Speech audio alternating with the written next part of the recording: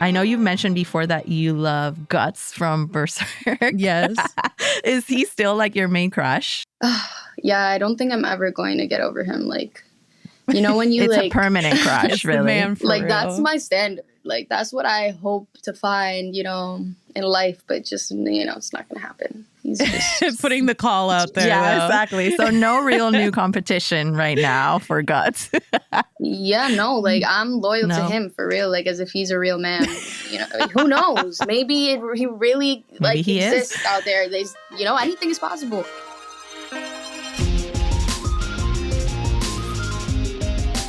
Coming to you from Crunchyroll HQ, this is The Anime Effect, where each week we bring you interviews with amazing people from across the world of anime, from directors to actors to writers and more, to discuss their anime faves. It's pop culture with an anime lens. I'm your host, Leah President. Hi, this is Jocelyn Rios. And today we are once again here to see just how powerful the effect of anime really is.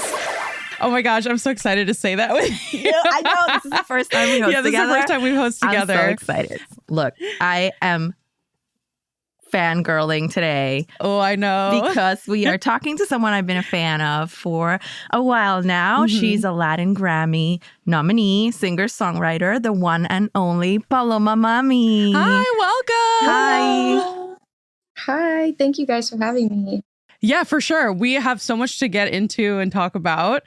So let's just jump right into it.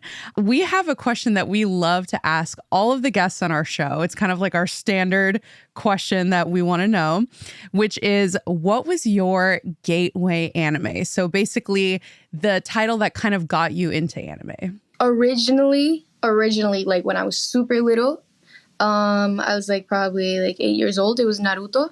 Mm-hmm. But then like I didn't watch any more anime. Like that was because I was like my best friend would watch it and I would only get to watch it with them. And then when I was older, I was like 13, was Tokyo Ghoul. Was like the first official. Yeah. Nice. It's That's a one strong- to start with. Yeah, and that's it's a still strong one. top 5 for me still to this day. That is certainly a top 5 worthy anime, I'd say. And I do want to clarify for everybody. I know it's Naruto in English, but for us in Spanish, really the only acceptable name is Naruto, just like Paloma said it. So I want to clarify that for everybody. Yeah, that's why I say Naruto. Yeah. Well, you know, you just launched your new album, which is Congratulations. amazing. Congratulations. Thank you so much. So yes, are you excited about that? Yeah, I'm so happy. The process of everything when it came to the music and like my visuals, like creatively, the whole world was just so much fun to create. I had the opportunity to work with Crunchyroll and animating like every single doll, like making like every single song had a doll, and like making each song be represented by one of the illustrations by a great artist was like so amazing. Yeah, let's talk about that a little bit. I know you did, you know, the anime inspired artwork that you're talking about with Ken Hensley of Kensuke Creations. Do you have like a favorite one now that you're talking about the images? Yeah, my favorite one is the scorpion.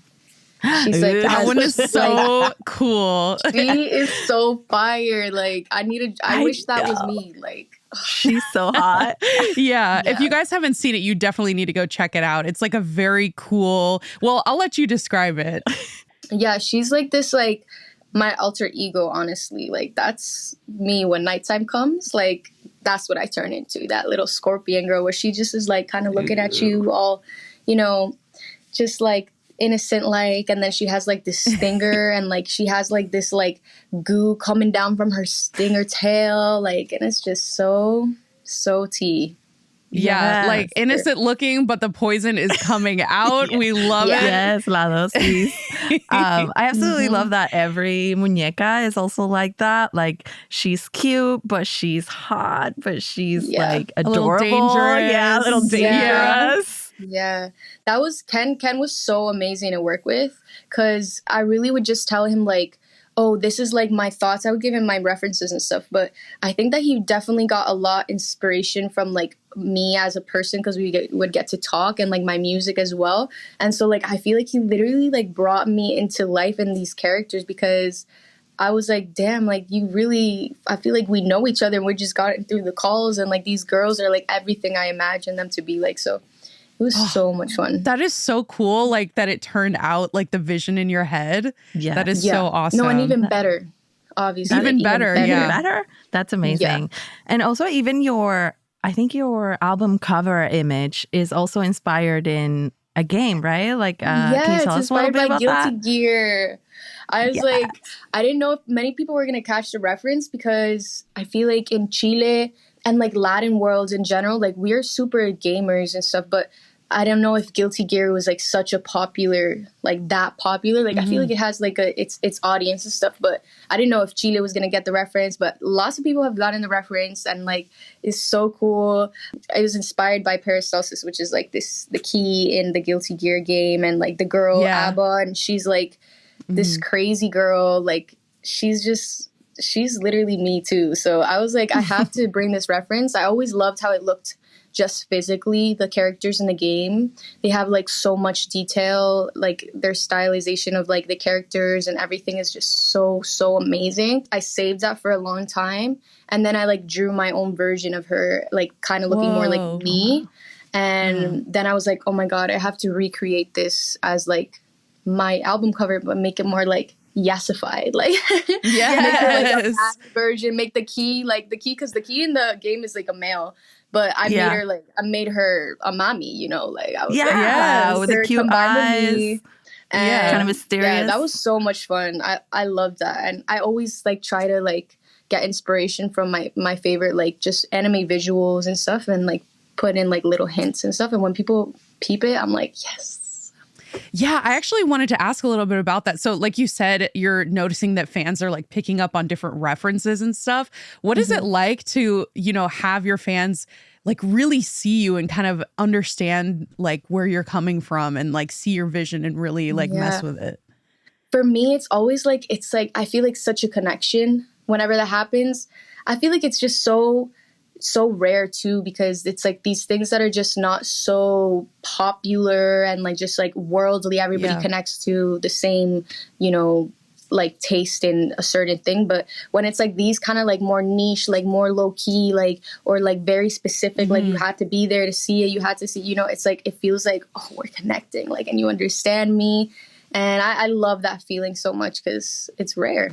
Yeah, it is. It's becoming more prevalent too, like, because it used to not be the cool thing, right? To be like a super gamer, super into anime. Like, I love that it is becoming more and more popular. And I feel like being able to bring more of that out, like more of your personality, your like cool likes and whatever hobbies that and is. stuff, and like bringing that to your music.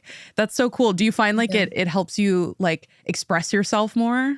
Yeah, I feel like it definitely does. It gives me so much inspiration with like my personality too, and like the style of music I do, and like how I want to present myself as an artist. Like I think that there's been so many times that I've gotten inspired from the way a character develops in a show, or how they look physically, or how they act, that I'm like, oh my god, like I gotta be more like this character. Like look at the way they handle this situation. I got to be able to handle this situation in my real life. Like it really applies to my real life, like seriously. So that's like really interesting always. And so it does like always turn into my music and the way that I create. Like there's always something there in my mind thinking about a certain character, a certain look that I'm like, I need to tap into that. Yeah. And, you know, building off of what you just said, you know, you're talking a little bit about like these images are, of course, you know, inspired by that anime style. Can you talk with us a little bit more? I know you mentioned, gave us a little bit of insight, but how anime is directly inspiring your music? Well, anime has always been, because of the fact that the whole anime world is just so just magical, and it's so like diverse, and there's just so many like parallel like universes that you could go into. I always try to bring that inspiration into my visuals more than anything, and my like certain look, and like kind of wanted to be like this fantasy look since I started making music in general. So yeah, I definitely get inspired for my shows, my outfits, my makeup, my sounds. Even there's like so many animes that I'm like, oh my god, this soundtrack, I feel like they just like speak to you and like inspire you, and it's like hard not to put it into when you're creating. Even like sets and stuff like that, like when I'm watching anime, I'm like, this set and like this scenery, like the color palette of this, like I need to bring this into something of mine, like a music video or like a future show. And yeah, like just makes me so excited, art in general.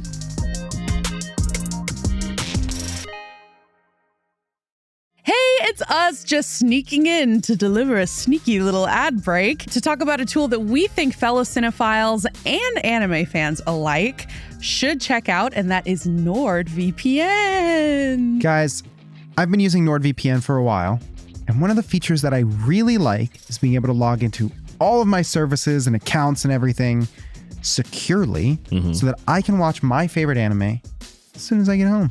You know what? I'm going to agree with you there. And at the same time, I know my online activity is safe with NordVPN's encryption, threat protection, and dark web alerts that guard against hackers and secure public Wi-Fi, even when I want to access content while abroad. Dark web.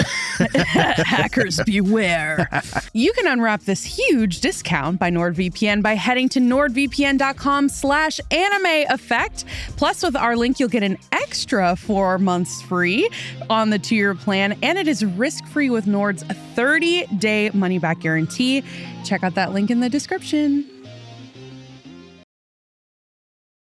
What types of anime do you feel yourself most drawn to? You know, what makes an anime just right for you?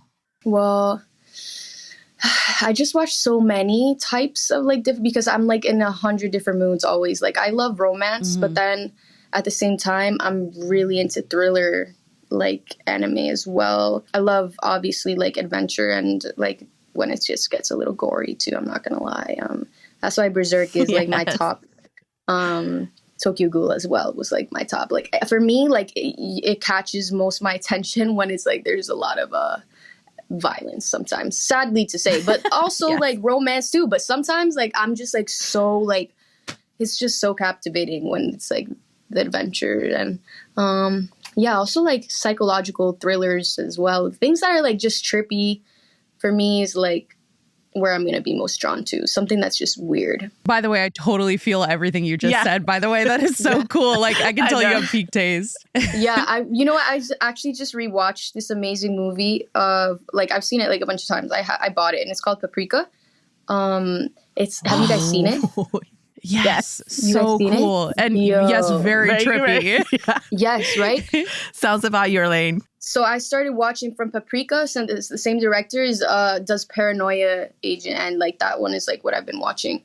It's like it has like I think like 15 episodes or something like that, and it's like a thriller. And for me, I just like I love when you can't tell if it's like a dream, and like it just goes into like this crazy like loop of like you don't know what's real and what's fake and what's like.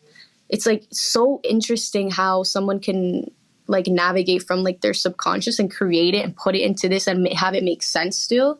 Like it just like I want to learn from that, because there's so many things that I feel like I'm a big dreamer, and so I have so many dreams that I'd be like trying to like put it into my work somehow, and like I'm not able to do it right. So I like get a lot of inspiration from the certain director that I'm like, he does it so well. Like these Paprika in general is like top of my favorite movies, like and not even just animated, like in general. You know, Paprika is actually what inspired Inception, supposedly. Really? I did not know that. Yeah. I did not know that. Yeah. That it was so like cool. One of the inspirations of, I don't know who directed Inception again. I don't know his name. I forgot. But he got inspiration from Paprika. Yeah, it's like the original Inception. There's like little scenes from Paprika. Oh, Nolan. Yeah, Christopher Nolan. Of course. Wow. Yeah. You know the scene in Paprika where they're in the hallway and like it's like shifting and like turning like that, and like it's just some crazy and like in Inception they do it too. That's like one of the things. True. literally just walking up the wall in a circle. Yeah. Yeah. And so like kind of hearing a little bit from your taste, I'm sure you're like a Perfect Blue fan also. Yeah. Have you seen that one? Yeah. Yeah. Of course, same director. There's so many things right now too that like are right up that alley, like dun dun dun. And I feel like even maybe Gachi Yakuta, if you like violence, might be a good one for you. Yeah. I've seen them both. I've seen Dun Dun Dun was like, I saw it like last year when it came out, was it? Yeah, I liked it too. I thought that like for me, what I liked most was like over the storyline, what I liked most was like just the animation and like the way everything was like filmed, like the way they made it look like it was shot was just really, really cool. I love that. Yeah, I've always loved looking at like the keyframes from the animators, and I'm like, how can that come from someone's brain into like being on paper? Like, it's so and then amazing. I can see it now so seamlessly. Yeah, so cool. It's amazing. And you know, talking about things that you love, and I know you've mentioned before that you love Guts from Berserk. Yes. Is he still like your main crush? Yeah, I don't think I'm ever going to get over him. Like, you know, when you it's like a permanent crush, it's really. The man for like real. That's my standard. Like that's what I hope to find, you know, in life. But just, you know, it's not going to happen. He's just putting the call out there. Yeah, though. exactly. So no real new competition right now for Guts. Yeah, no, like I'm loyal to him for real, like as if he's a real man. You know, like, who knows? Maybe he really like he exists out there. There's, you know, anything is possible. Yeah, that's me with like so many characters. I'm like, where are you? But okay, so we have to talk about Anime Awards, which happened earlier this year. Such an amazing night for the world of anime. What did you think of, you know, that whole experience, going to Japan, like, and being there at the awards? Oh my God, that was so much fun. It was my first time in Japan too. I'd never been, and Whoa, really? I'd always dreamt of going. Yeah, since I was little, it was like my biggest dream. And so when I got invited to Crunchyroll Awards, I was like, oh my God, like this is so amazing. I was so excited. I was like thinking about my outfit, like what do I wear? Like I know I was gonna wear pink. I was like, I gotta pull up like as if I'm my real, like my own real anime character. And so that's why I did like I did a certain dress that kind of was inspired by my album too, and I like had so much fun there, and all the people were just so sweet and like it's just so adorable, and the food was really yummy. I remember when I got into the award like room, like it was so funny because, well, first of all, it was filled with men. Like it was just men, like, you know, like only men in there. There was like a couple women, like, but I was like, yo, like this is crazy. And everybody was wearing like gray, black and gray. And I was wearing pink. I looked like came in with the color, the burst of like just shoujo energy, like classic. Yes, like I literally came in there and I felt like people would look at me and then they just like would look away, and I was like, whoa, like I look crazy probably to these people because I'm like in a huge like a color like popping out, like just walking to my table, like. But it was just a lot of fun, and there was so many great creatives there that I was like really excited to see them win their awards and everything. So it was amazing. Was there a performance of the night that was your favorite or one that you were looking forward to? No, I didn't get to see them all. I just saw one, and it was I forgot what they were called, but it was from Dandaran, I think. It was like one of the songs from Dandaran. Creepy Nuts? Yeah, I think so, probably. Yeah. Yeah, I think so. Yeah, that was that's really a banger, cool. though. Like if you were going to see one, if you're that's going a to good see one. that would be the one that I would pick too. That was like the first one done. And I was like, yay, like it was lit. Did you stay in Japan for a while after the awards? Was there anything that you did while you were there? Mm-hmm. I stayed there for a couple more days, and I just was in Tokyo, and I just went shopping, girl. Like I was like, what do I do out here? Like in the city, I ate a lot of different food. I went to a lot of different like stores with like really cool like memorabilia and anime and manga. Like I was in this store that it literally opened at 12 and closed at freaking 7, and I was in there from 12 to 7. Like, oh my gosh, that would be neat. And I was like, bro, like how did the time fly like this? Like, and I got so many mangas. Like my suitcase was overweight. So overweight. Coming back. I was gonna ask how many suitcases you ended up bringing back to the US. I had to go to Don Quixote. You know, like I pulled up and I had to buy 2 suitcases, like extra. I came with like 3 suitcases. Came back with like 5. What did you get? Can you tell us? Like, tell us about your are you haul, a big because now I collector? need to know what you got. Oh yeah, I'm a big collector in the way of like if I'm a fan of just something, even if I don't even know what it is, like I just love the way it looks. I want to get it because I'm like, oh my god, like I need to find out what this is. And when I was there in this store, I was like getting so many like figurines. I had no idea where they were from, and then after I would like find out, and like I was introduced to whole new worlds, which is so dope too. And then I got a lot of different mangas that I'm a fan of, and like there was also in this store like lots of like fan made mangas of the ones. It was like really interesting. So I was like, Dojinshi I think it's I think so. Mm-hmm. Oh, okay, yeah, that. And so I was like, this is really cool. Like I'm a fan of Revolutionary Girl Utena, which is like this anime that it's like from the 90s, and I got like all the ones that I could find of it, and they were like fan made ones too, and like they would like create their own storylines based off the characters, and it was really, really cool. So I got a lot of different. I didn't find enough of my man Guts though. I'm not gonna lie. I wanted more. We need the alternative universe, like fan fiction, just for him. Yes.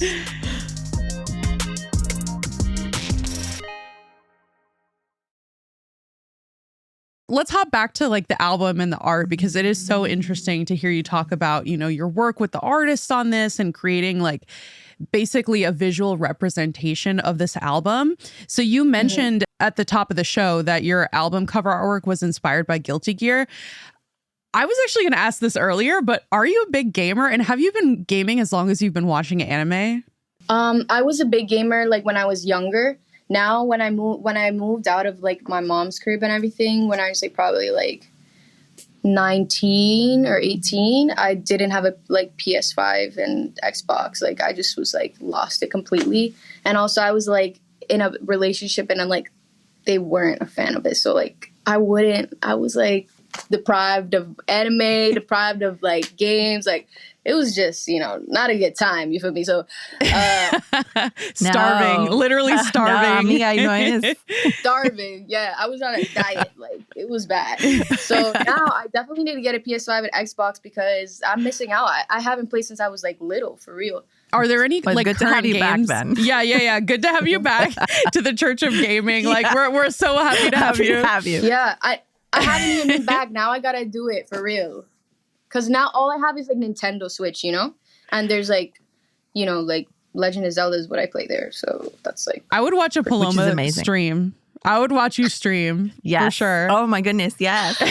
Yeah, like that would be so bad. Lots of pink. I can already see it. You should get that going. Yeah, like the pink headphones with the cat ears or like bunny ears. So cute. Pink lights. Oh my God. But I'm like not calm at all when I'm playing. Are you guys like calm?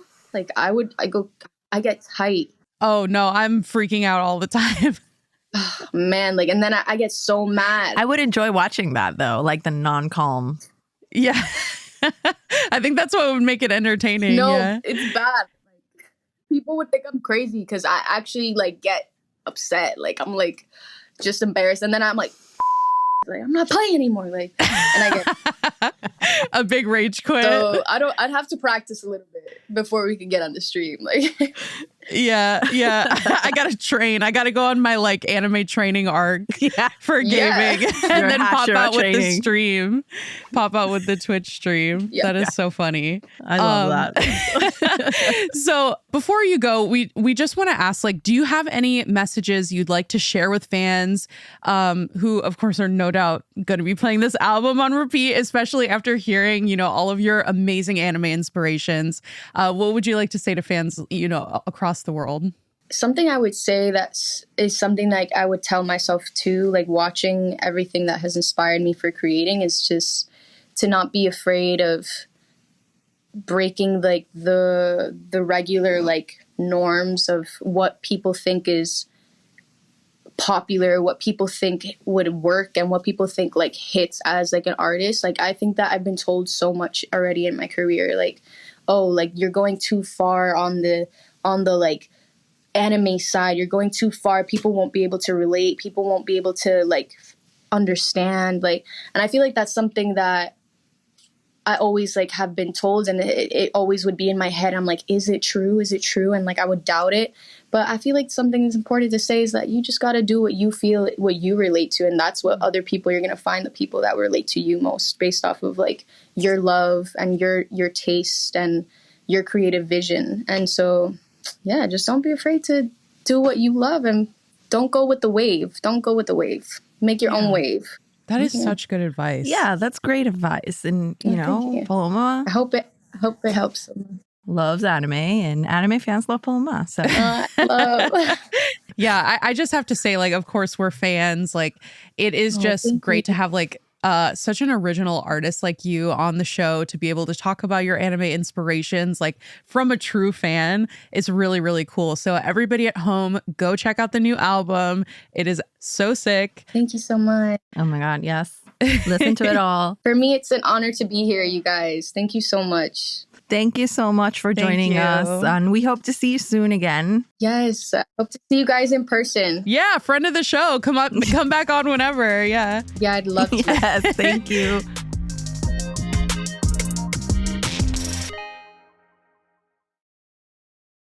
Guys, we are doing the Demon Slayer rewatch. Let's go. So run it back. We're running it back. We're running it back to season 1. Yeah. In anticipation for Demon Slayer Kimetsu no Yaiba Infinity Castle that is hitting in September.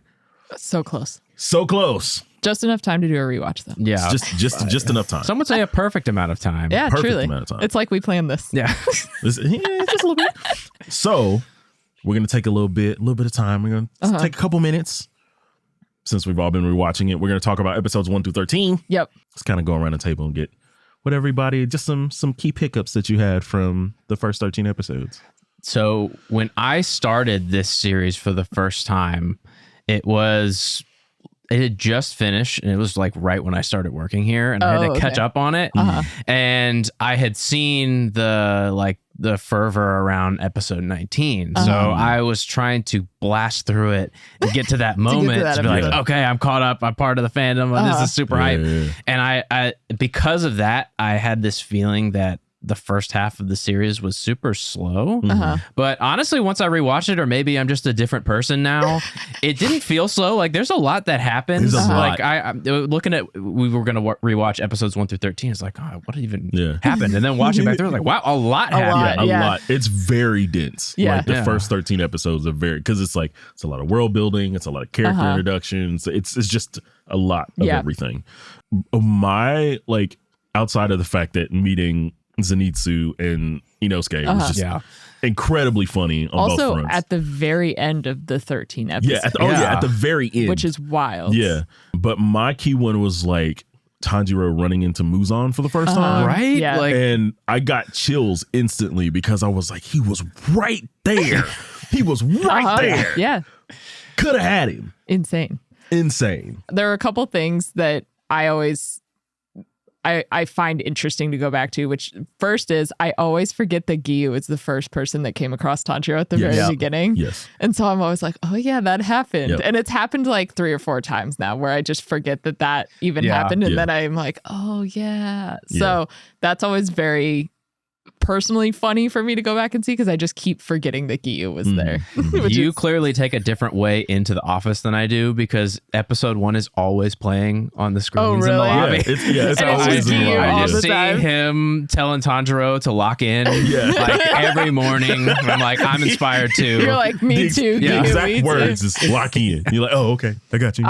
I also forgot that at some point Tanjiro had like that I can see the thread type thing because he doesn't do that anymore like the further on in the season you get, which I think is more just like an instinct thing. Now it's an instinct thing. Because they have to explain it to us. Right. And then as the series goes on, like because we already kind of know it. Yeah. They don't have to just keep reiterating it. Yeah. Yeah. But it's just so interesting to go back and be like, oh yeah, he did have that like thing where he had to learn timing. Yeah. And that's how they explain it. Yep. And then I think episodes 12 and 13 were the parts that like really solidified Demon Slayer as something to watch because that's when you had the rotating room. Yeah, that's when you had your first major battle with one of the former upper demons. Like, and it was crazy. For anybody who hadn't watched any of Ufotable's entries with Fate, Like that was their first showcase of Ufotable's kind of like full 3D. Display. Full display of what Ufotable could do. Because everything else up to that point was very pretty 2D animation stuff. But that room was that 3D, 2D mixing. And so that I remember being a really iconic moment as well, because everybody was just like, oh my God.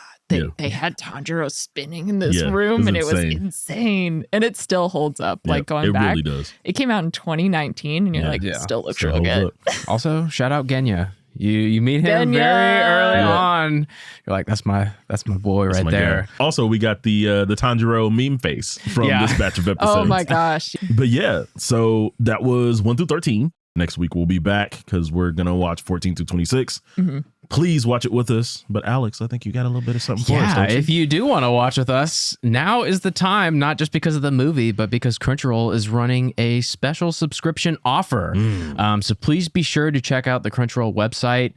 Look for Demon Slayer, and you'll see all of the savings that you can get by signing up now, watching alongside us, telling us what you're feeling while you're watching it, living the moments, living the dream, getting ready to, I mean, you just mentioned the spinning room. Like that's pretty relevant for what's about to come up. So the Infinity Castle is basically just a giant spinning room. Giant spinning room. Yep. All right. Well, I guess back to the episode. Wow, that was really fun. That was so fun. I wanted to keep talking to her forever. I know. We even talked like after the cameras cut, just like chatting. Like she's so cool. Like she's so real. So fun. Yeah, you definitely have to check out her album. She's like a very original artist. Like, and you can tell the creativity just really comes through. So yeah, and that she wants to show like who she really is through her music and what she likes. You know? Yeah, and I loved how she was like right at the end there when she was talking about like sometimes I had doubts, like, because there were people in my ear, like, telling me one thing. But yeah, it's just really cool to see, like, the artistic vision prevail and, like, see an artist, like, really be themselves. Very cool. Yes, it was so cool. Well, thank you, everybody, for joining us in another episode of the Anime Effect podcast, brought to you by Crunchyroll and Sony Music Entertainment. Be sure to subscribe so you never miss an episode. The Anime Effect is hosted by me, Leah President, Nicholas Friedman, LeAlec Murray, and today our special guest, Jocelyn Rios. We are executive produced by Jonathan Hirsch, Joanna Clay, and Nick Friedman. He loves being double mentioned. He just loves it. Thank you to our lead producer, Kyla Carnero, our producer, Carla Solorzano, and our associate producer, Zoe Culkin. Open-Ended Films recorded and Pixelworks edited the video. Our head of production is Sammy Allison, and special thanks to Tamika Balance-Kalasny. We'll be back next week with more anime, of course. So see you then. We'll see you then. And there's nothing you can do about it. Bye.